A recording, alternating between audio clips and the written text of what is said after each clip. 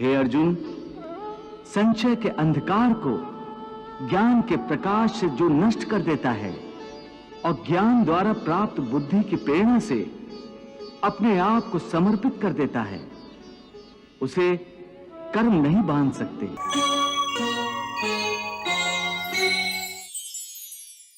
हे अर्जुन, देवताओं को पूजने वाले देवताओं को प्राप्त होते हैं और मृत्यु के उपरांत अपने कर्मानुसार कुछ काल तक स्वर्गलोक में निवास करते हैं।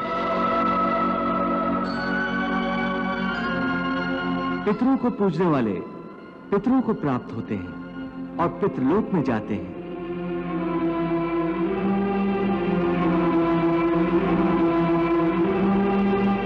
और भूत प्रेतों को पूजने वाले भूतों को प्राप्त होते हैं और नए जन्म में उन्हें भूत प्रेतों की योनि मिलती है।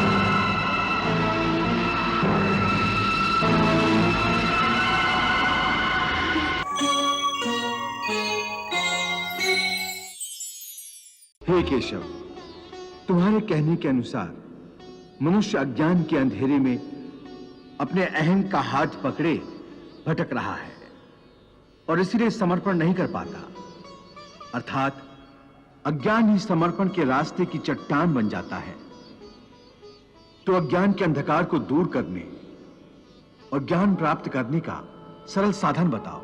हे अर्जुन, ज्ञान प्राप्त करने का मूल साधन केवल श्रद्धा है।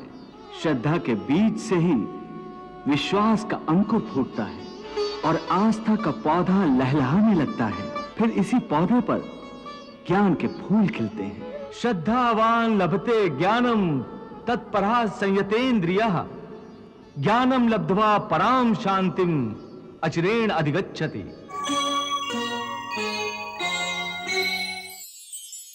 जिस मन में श्रद्धा नहीं होती वहां शंका होती है। जैसे जहां उजाला नहीं होता वहां अंधेरा नहीं होता। न श्रद्धा होगी न आस्था होगी तो मनुष्य आस्तिक नहीं रहेगा, नास्तिक बन जाएगा और वो कदापि सुखी नहीं हो सकता।